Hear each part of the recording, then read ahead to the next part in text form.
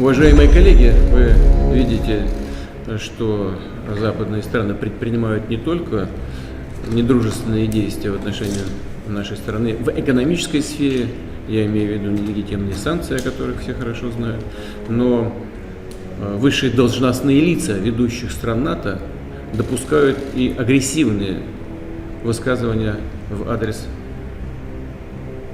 нашей страны. Поэтому приказываю министру обороны и начальнику генерального штаба перевести силы сдерживания российской армии в особый режим несения боевого дежурства.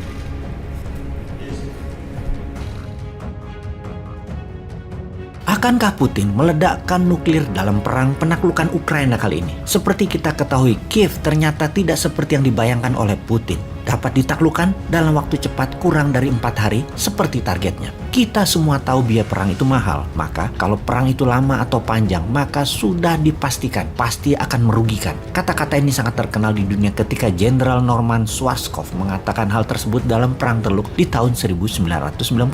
Perang harus cepat selesai. Dalam menaklukkan Ukraina, target Putin ketika berbicara dengan Kepala Staf Gabungan Tentara Rusia, Jenderal Valery Gerasimov, dan Kepala Intelijen Rusia bahwa Rusia menarget menaklukkan atas pusat pemerintahan dan parlemen Ukraina dalam waktu 4 hari. Selanjutnya, menangkap serta mengganti Presiden Ukraina saat ini, Zelensky. Tentara Rusia terbukti dengan agresif sudah masuk sejauh 400 km dari perbatasan dengan langkah cepat. Dikawal roket-roket yang diluncurkan yang membunuh banyak rakyat sipil, juga dukungan serangan masif lewat udara. Kita bisa melihat video-video mengerikan di sosial media yang memperlihatkan roket-roket Rusia menghancurkan rumah, menghancurkan apartemen, dan menghancurkan tempat sipil lainnya. Inilah pembunuhan massal yang kita tidak inginkan pada saat perang terjadi.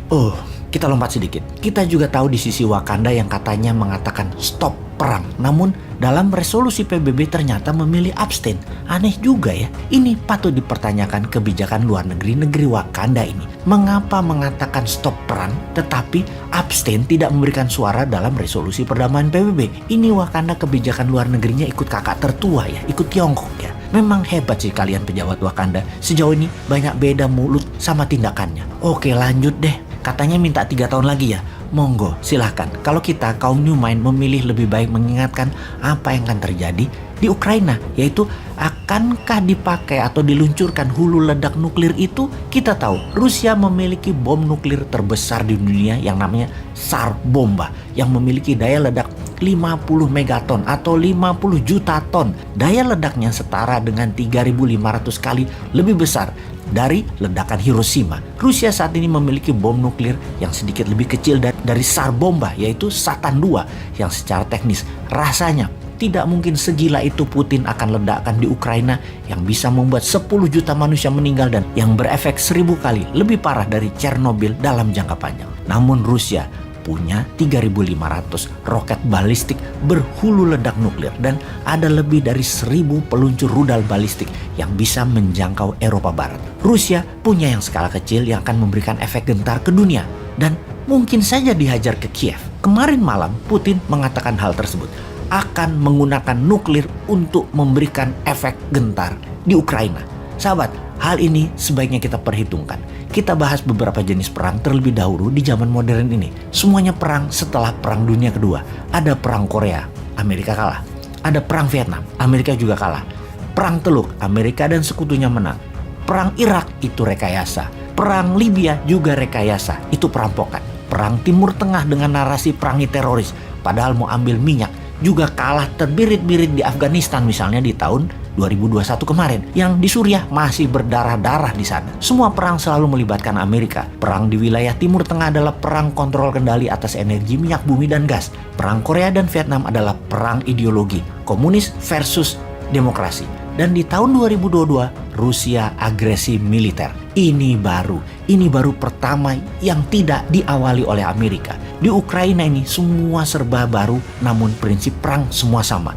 harus cepat, terutama dalam penaklukan. Karena itu Rusia mempelajari perang kota atau urban war dalam 20 tahun terakhir. Mungkin bisa dikatakan bahwa Rusia militernya adalah yang paling jago dalam perang kota ini. Ini terbukti dalam 3 hari pasukan darat Rusia masuk ke Kiev dengan strategi jitu. Namun tetap rencana mereka menaklukkan Kiev dalam 4 hari zonk, tidak berhasil. Putin pun berang. Pasukan NATO di sisi lain masih gamang. Masuk lewat Estonia, kirim 1 rudal nuklir oleh Rusia, ambiar itu Estonia. Amerika di sisi lain sekali lagi terdiam.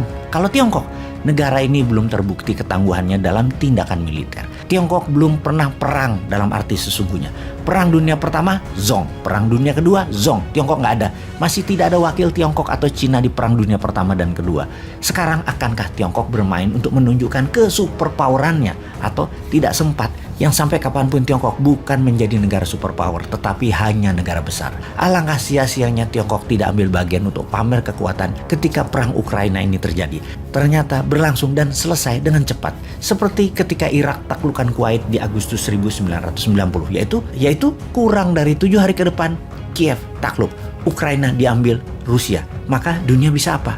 Kembali ke pertanyaan awal, akankah Rusia meluncurkan rudal nuklirnya? Sepertinya tidak. Namun Kiev akan takluk dalam 7 hari ke depan. Kita buktikan.